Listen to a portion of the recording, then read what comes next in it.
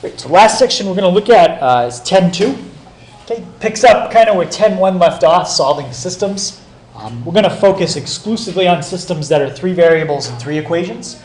You can use a matrix with 2 variables and 2 equations if you want, but we'll focus on 3 and 3. All right, so this would be a problem that would be review from yesterday. And we did quite a few in the homework. So does anybody want me to go through doing one like this again with elimination?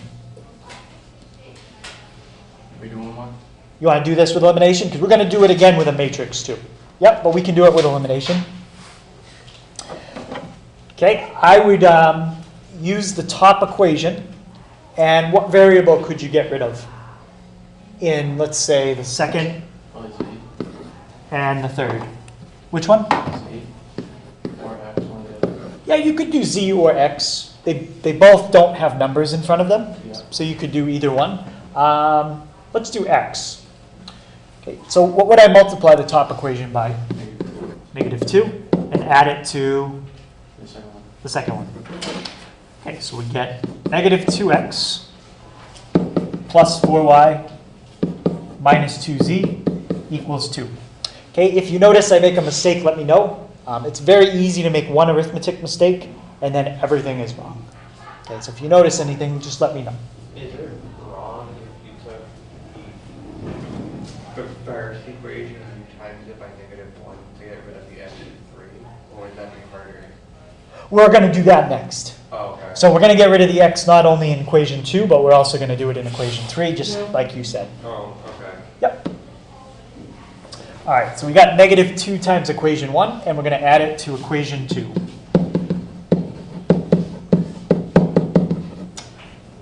Cancels out my x's. And now I have 7y minus 4z equals -1. Okay, we're going to come back to equation 4 in a little bit. We're not going to do anything else with it right now. I want to get one more equation that just has y's and z's in it. Okay, that's my goal. All right, so I'm going to do what Cameron just suggested. Multiply equation 1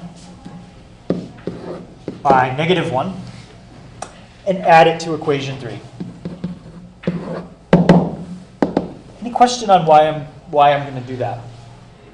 It's about the x's? Right, it's going to get rid of the x's. Can you make 3 equal to 2 and do it the same way, or is that doesn't really matter? You can do it any way you want. I would probably stick with the way we're doing it here, because it's going to be similar to how we do it with a matrix.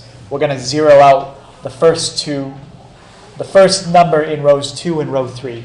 That's going to be our goal. All right, so we've got -x plus 2y minus z equals 1.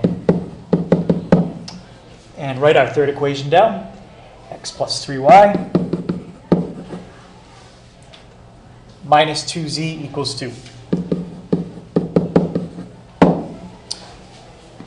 X's are gone. So now we're going to get another equation with just y's and z's.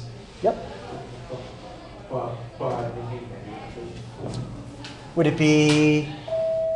At the bottom. So we got -x plus 2y minus z No, the equation 3 is -2. equals -2. Yes, thank you. Yep. See, you make a mistake like that, and then the whole thing is wrong, and you got to start over. Yep. So just be very careful as you go through it. 2y plus 3y is 5y. Minus z minus 2z minus 3z. And 1 minus 2 is -1. I'm going to call that equation 5. Now I'm going to work with just equations 4 and 5, because they just have 2 letters, y and z. All right, so this time I don't think we're going to be able to just multiply one equation. We're going to have to multiply both. Okay, so let's first figure out what letter do we want to zero out, the y or the z? The z? All right. What could we multiply the top equation by to do that? Negative 3, sure. So we'll do negative 3 times the fourth equation. And what would you multiply the bottom equation by? 4. Yeah, I think that'll work. Let's do 4 times the fifth equation. And we're going to add those up. Okay, so let's start with multiplying everything in equation 4 by negative 3. Negative 21y plus 12z equals 3. Now multiply everything in the fifth equation by 4. So we get 20y, let's see, plus 12z, minus 12z equals negative 4. Okay. Now the z's are gone. Okay. What's negative 21 plus 20? Yep. So negative, just negative y, and then 3 take away 4. Negative 1. So what's y? Y is 1. Now once we get our first letter, it's pretty fast from here. We go fill y back in. I would plug it into either equation 5 or equation 4, and then you can find z. Okay. Do you want to use 4 or 5? 5. Okay. So using equation 5, fill in 1 for y. So 5 times 1 gives me 5. Minus 3z equals negative 1. Okay, how do we move the 5 to the other side? Subtract it. So negative 3z equals negative 6. So z equals 2. Okay, and the last letter I have to find? X. So go back to either equation 1, 2, or 3 and fill in y and z. Pick the easiest equation. Number 3? Or number 1? It doesn't matter. But yeah, let's do number 1. So we have x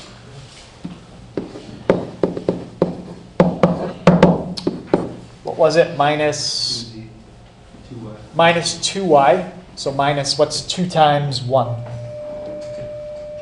Minus 2. Plus z. So plus 2. Equals, what did it equal?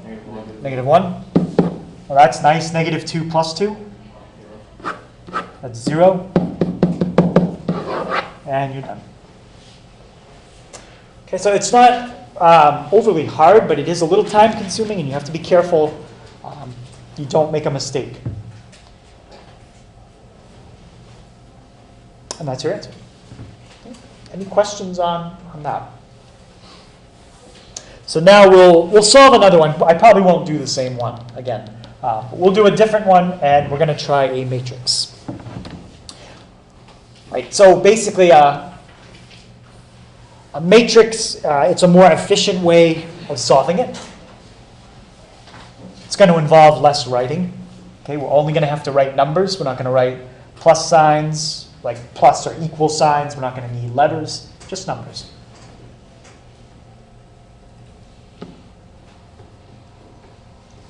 Okay, the way you describe a matrix is by its dimensions. Okay, rows by columns.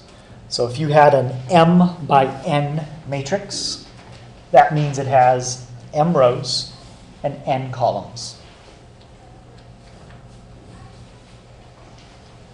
Most of the matrices we're going to be working with will be 3 rows and 3 columns with 1 extra column. You'll see why we need that in a second. If the number of rows and columns are the same, we call that a square matrix.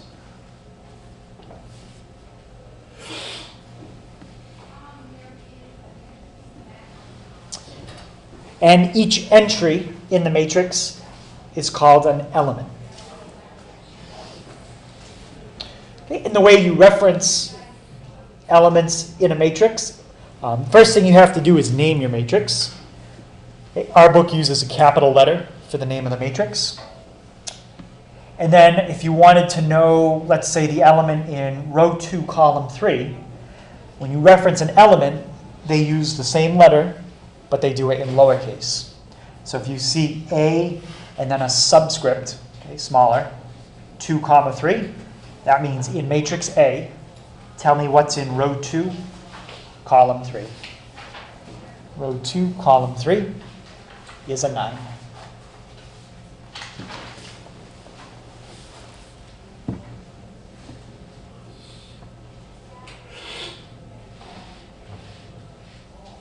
Okay, so any questions on how you name a matrix or how you can reference an element within a matrix?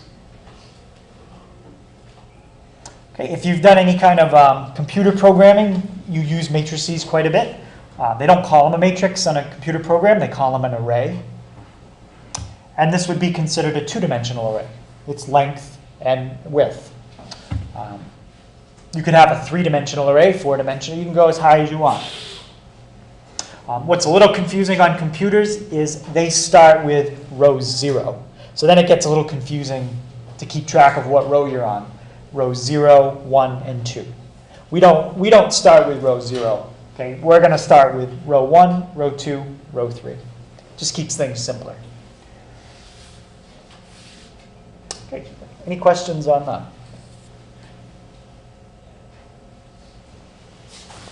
All right. Okay, as I said before, an advantage of a matrix is you don't have to write the letters as you're doing all the work. Okay, so if we go back and look at all the work we did, think about how many times we wrote a letter. Okay, there's probably just as many letters up there as there are numbers, so it's basically going to cut the amount of writing as we're doing the work in half. Okay, it's a lot less letters we're going to have to write. Okay, all we're going to care about is the numbers in front of the letter. Okay, that's what's going to start our matrix off. Okay, looking at the coefficients, what's in front of all the letters. Each column in our matrix is going to represent a variable. The first column is going to represent the x's, the second column, the y's, the third column, the z's.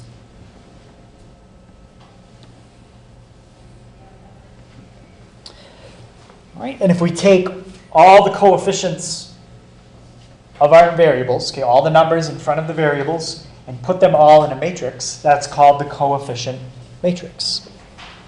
All right, so just to show you what a coefficient matrix would look like, let's look at this one. Okay, and I'm going to go back to that other page. The coefficient matrix for this problem would be, and we're going to come back to it, so you don't have to write this yet. It would be 0, 1, -1. Okay, those are the coefficients of my x's. 2, -2, 1. Those are the coefficients of the y's. And 1, -3, 2. Those are the coefficients of the z's. Okay, again, we're going to come back and solve this problem, but there's a few more things I want you to write before this problem. Okay, so that's what a coefficient matrix would look like.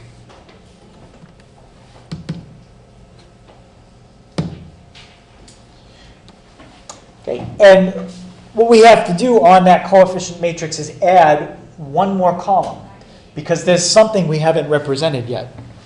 We didn't represent any of these numbers on the right-hand side. Those have to be in there somewhere too. And we're going to add those.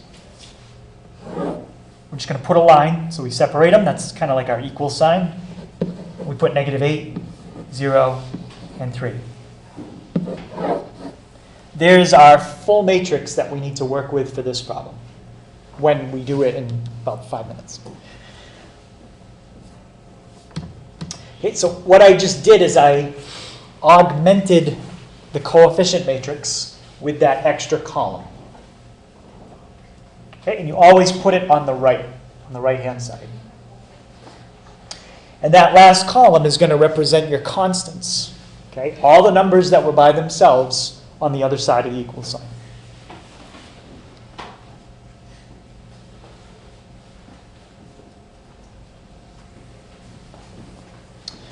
All right, so any questions on what your coefficient matrix is, or what that column is that you augment onto it?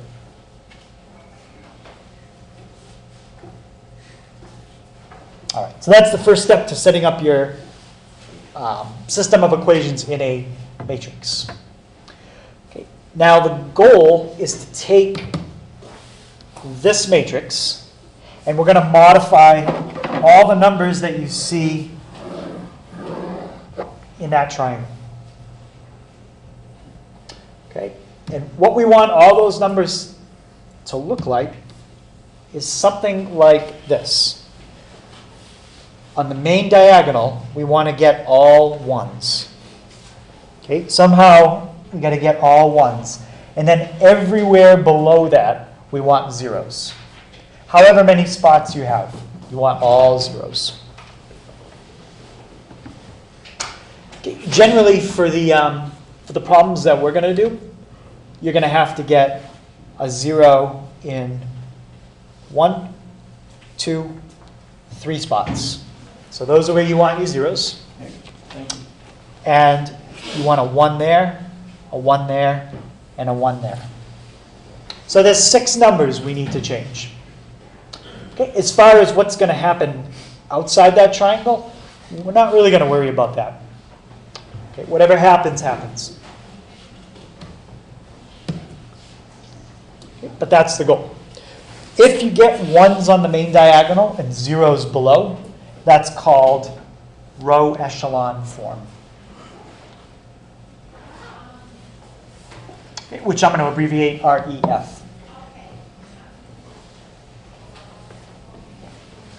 Okay, there's also a process where you get zeros not only below the diagonal, but you also get zeros above the diagonal. We're not going to do that.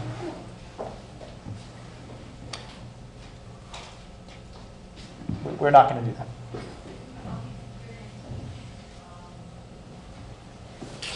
Okay, so any question on what row echelon form is? I almost said reduced row echelon form. That has to do with the part we're not going to do. All right, so to get something in row echelon form, what you're allowed to do is use certain operations. Okay, and there are 3 basic or 3 elementary row operations that you are allowed to use on a matrix. If you perform these operations correctly, they will not change the answer. Okay, because that's the goal. You don't want to mess up the original problem. Okay, if you mess up the original problem, you're not going to get the original answers, and they're going to be wrong. Okay, swapping 2 rows in a matrix does not have any effect on the final answer. It doesn't mess it up. Okay, so you're allowed to swap 2 rows. You are allowed to multiply a row by any number that's not 0. Okay, we've done that before. Remember when I wrote something like multiply equation 2 by 5? Okay, that's basically what you're doing here. Multiplying by a row by any number that's not 0. And we've also done the last thing. You're allowed to then add one equation to another. Okay, and a lot of times we do 2 and 3 at the same time. We'll multiply a row by a number and add it to another row at the same time.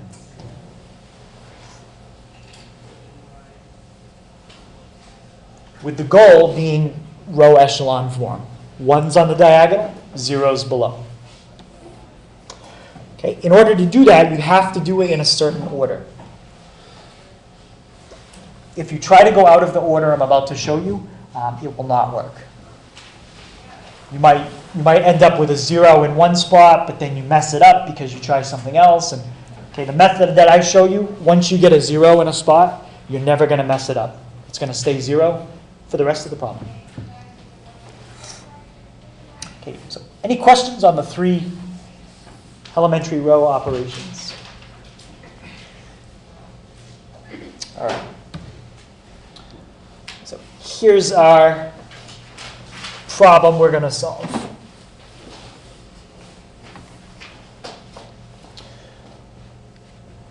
And we'll solve it with a matrix.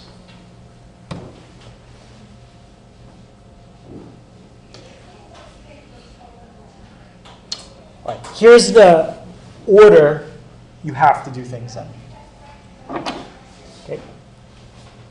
I want to get a 1 here, then a 0 here, and a 0 there. Then I'm going to go over to my next column. I want to get a 1 here, then a 0 here. Then I'm going to go to my next column, and I get a 1 there, and then I'm done. Okay, so you start at the left column, work your way down, then go to the next column, get a 1, work your way down and get zeros, go to the next column, get a 1, and there's nothing below it, because we're done. Okay, but that's the order you have to do things in. All right, so the first thing I would like to do is get a 1 in the upper left. Is there an elementary row operation I could use to very easily get a 1 in the upper left? Yep. Swap first 2 rows. Yeah, we're going to swap row 1 and row 2. Okay, so the notation I'm going to use for that, when I circle a number, that means it's a row, just like when it was an equation. That means to take rows 1 and 2 and swap them. Okay, and now I'm going to write out the whole thing again. Okay, so it still is a decent amount of writing, but at least we don't have to write any letters. If you want to do more than one step in your head, you can. But I think if I did 2 things at the same time, it would be confusing. So I'm going to do 1 step at a time. All right, so now put row 2 at the top. 1, -2, -3, 0. And always double check you copied it right, because if you copy one thing wrong, you're done. All right, so 1, -2, -3, 0. And we've got 0, 2, 1, -8. And we're not changing row 3. -1, 1, 2, 3. Okay, now that number in the upper left is a 1. That should never change for the rest of this problem. And by swapping the rows, what else happened at the same time that kind of helped us out? Was a 0.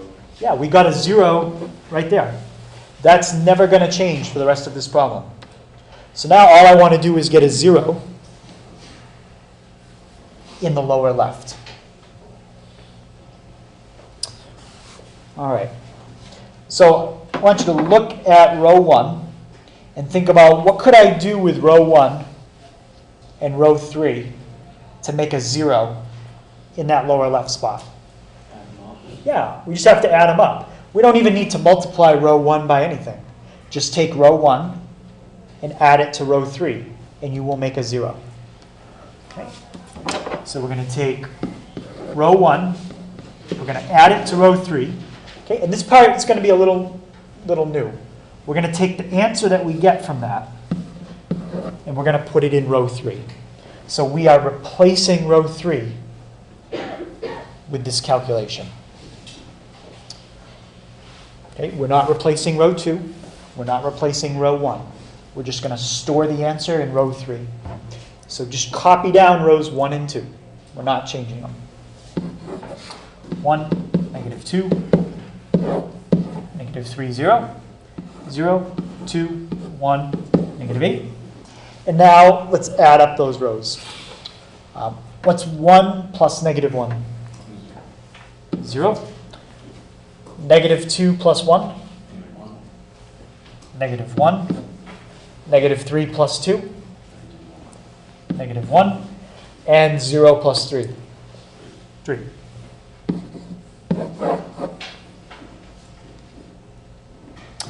Okay. Column 1 is done. Now we move on to column 2. What's the next thing I want to do in column 2? Yeah, we want to get the element in row 2, column 2 to become a 1. Now, there's a couple ways you could do it. Does anybody see one way I could make this a 1? Maybe thinking about multiplying by something. Yep. Oh,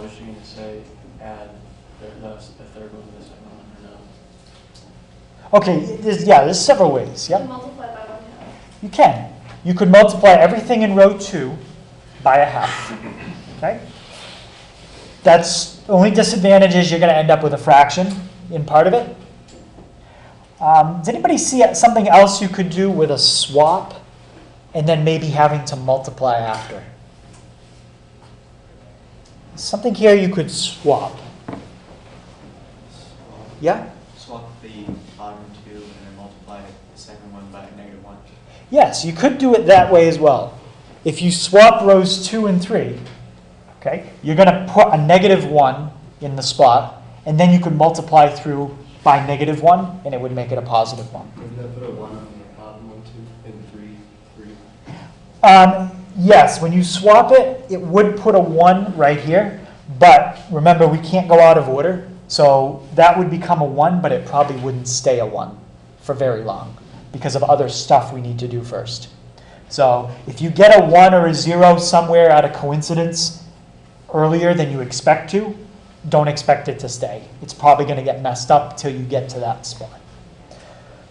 All right, so which way do you guys want to do it? Swap the rows and multiply by -1, or just multiply row 2 by a half? You want to swap them and multiply by -1? Okay. I'm going to write it twice. So you couldn't add row 3 to row 2? That's a third way I wasn't going to mention, but yes. You could also add row 3 to row 2, and it would make a 1. It's just if you start thinking about too many ways, people get confused. But you could. Okay, let's go through swapping it. Okay, I don't think swapping is the fastest way to do it. I actually like Dalton's way the best. Add row 3 to row 2, and you automatically get a 1. But let's just practice swapping it. Okay, so take row 2, row 3, and swap them. Okay? I'm not going to multiply by -1 at the same time. I think if I do that step, it might confuse people. All right, so I've got 1, -2, -3, 0. Okay, now we're going to swap rows 2 and 3. 0, -1, -1, 3. 0, 2, 1, -8. So as Justin said, now we got a 1 in the lower right. That might not stay a 1 right now. If it did, that'd be great, but it probably won't.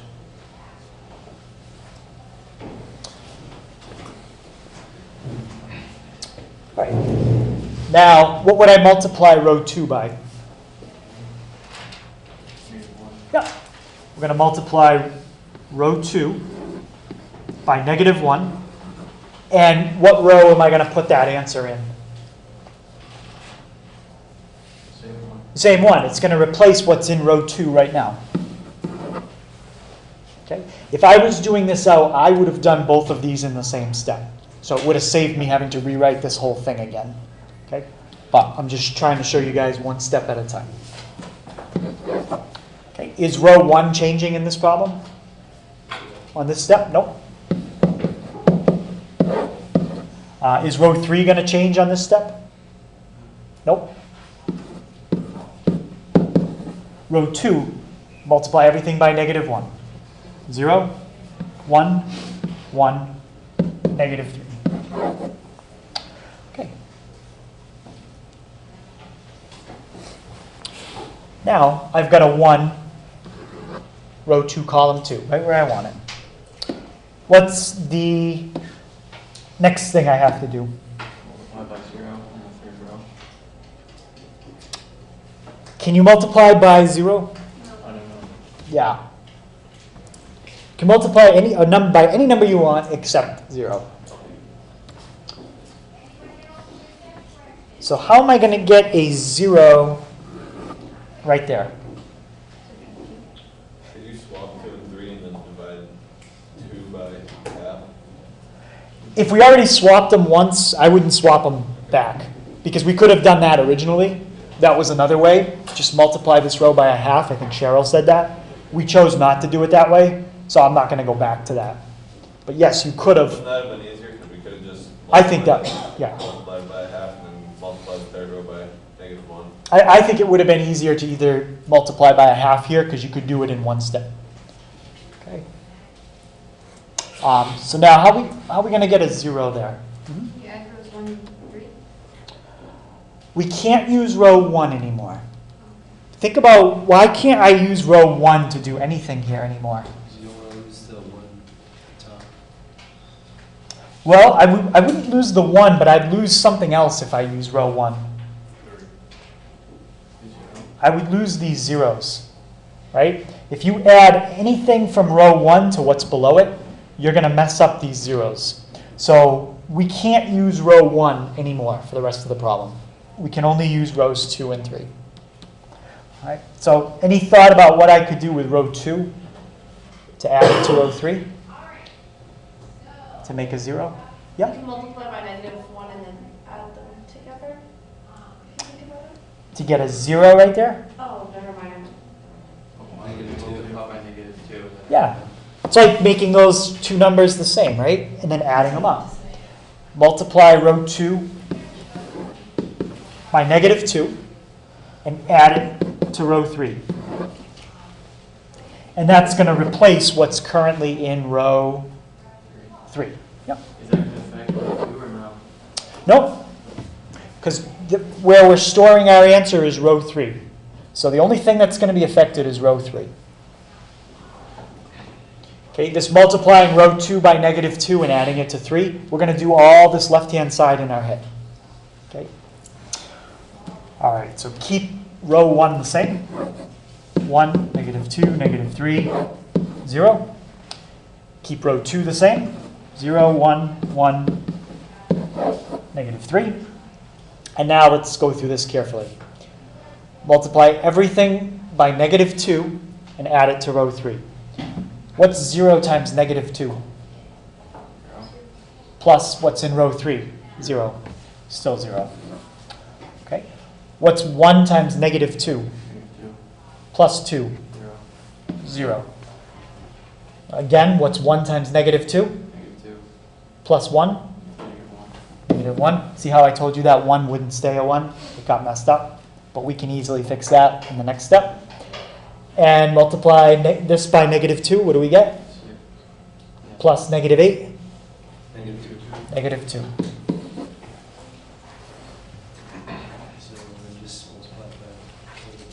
Yes, so now our last step, and then we're going to be able to figure out our answers, is to multiply the last row by -1.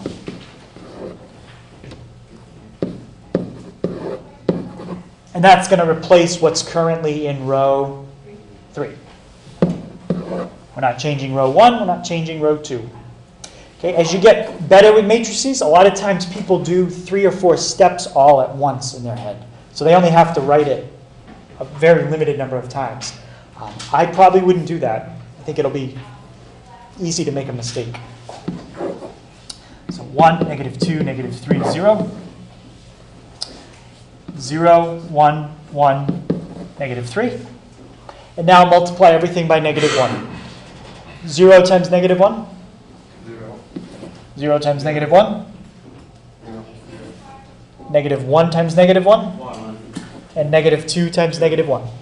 2. So now, look at that last row. Okay, when we started, we changed the equation into a matrix. Change this last row back into an equation. What does that equation say? 0x plus 0y 0x plus 0y plus z equals 2. plus z equals 2. You don't have any x's, you don't have any y's. So it basically tells you what? Z equals 2. Go back and plug that in or no? No, well, now we're going to go back right to the row above it. Okay, what does that row say? Y plus z equals -3. It says y plus z equals -3. What's z? 2. So y plus 2 equals -3. Y is -5. So once you get one answer, it becomes very fast to get all the other ones. And now we're going to get x. What does this top equation say? 1x. 1x Two-y. minus 2y Minus 3z. minus 3z equals 0. Okay, now we know y is negative 5. What's negative 2 times negative 5? X plus 10.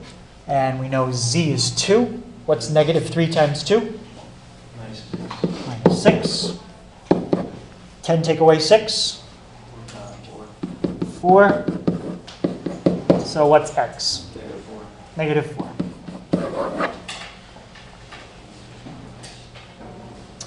Okay, so it's not a hard process, but it still is it's a decent amount of writing.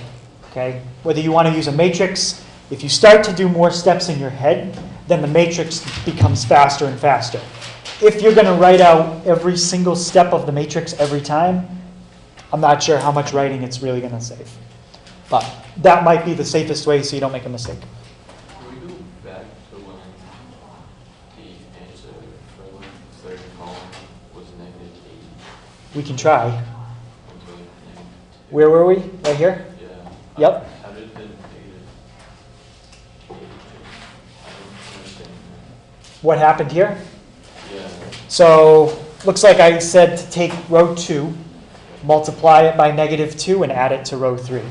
So if we're just focusing on this number, what's negative 3 times negative 2? Negative 6.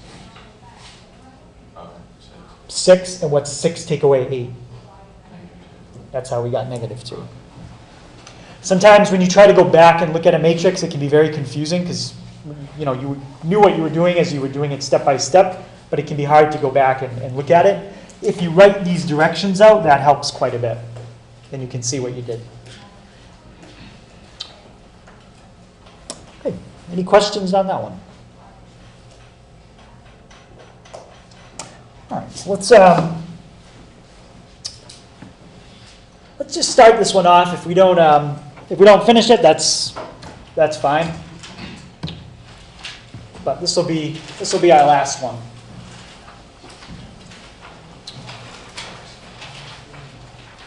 If you look at row 2, does anybody see something you could do right away to that? Yeah, why have all those things doubled? Just divide by 2.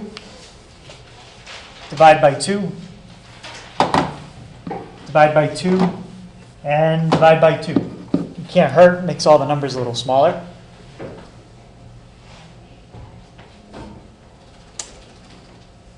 And it looks like we have a 1 in every spot. So it really doesn't matter. It doesn't matter what one we use. I would just, let's keep it in the order it's in. So I have 1, 1, 1. How about my next column? 0. Good. Okay, you got to be careful. There's no y. 0, 1, 6, and my last row. 1, 2, 8. Yep. And, well, actually, I shouldn't have said my last column. There's one more. 4, 5, 4.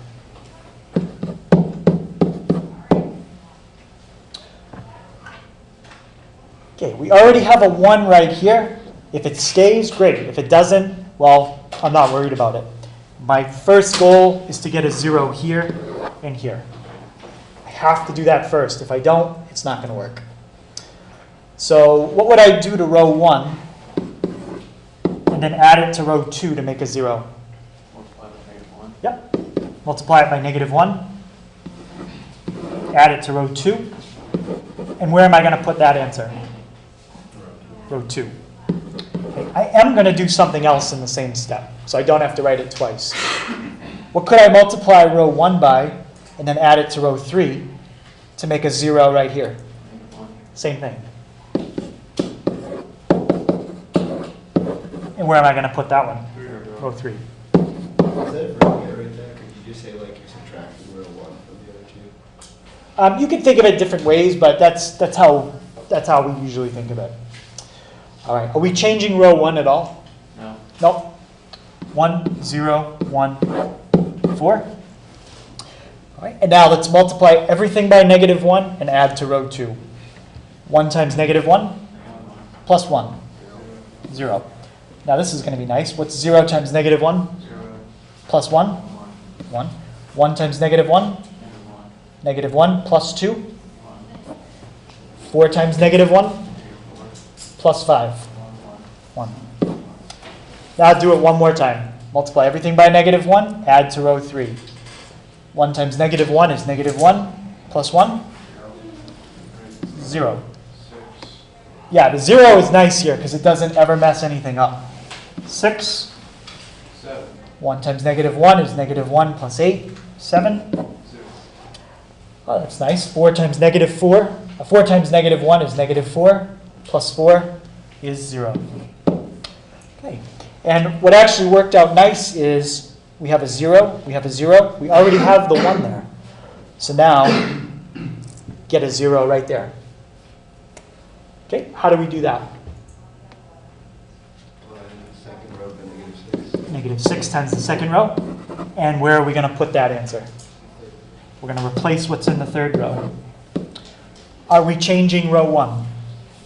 Nope. Are we changing row 2? No. We're changing row 3. All right. What's 0 times negative 6? 0, Plus 0? 0, 1 times negative 6? Plus 6? 1 times negative 6? Plus 7? Actually, that worked out really nice. 1 times negative 6? Plus 0. So that last row tells us right away what? We're already just about done this one. So you can see how fast it can go sometimes. What's that second row say is an equation? Y plus z equals 1. So y minus 6 equals 1. What's y? And what does the top row say? X plus Z equals 4. I don't even need y. It's just x minus 6 equals 4. So x is 10. Done. Okay. So depending on how your numbers work out and how, if you find the right tricks, you can do a problem very, very fast. If you had decided to swap a couple rows to start this problem, I think it would have taken much, much, much longer. How do you know whether or not to swap rows? Well, I guess after practicing, you just learn faster ways to do it. Okay. Any question on matrices? Yes? There'll be one matrix problem on the test. Yep. And I will ask you to solve it with a matrix. If you ever see these directions, use Gaussian elimination. That's the process we were just doing. That's the name of it. Gaussian elimination is getting the zeros and the ones.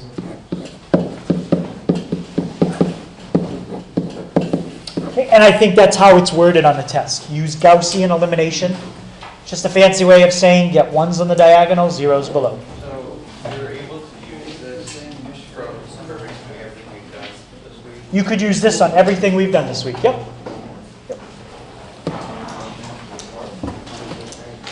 It's actually not really too good.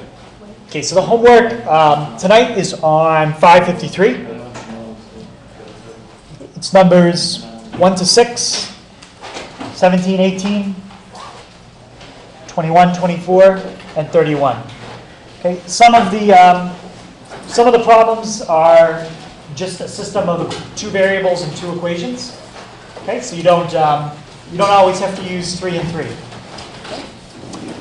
Today I'll be after school if you need extra help, and tomorrow is our test.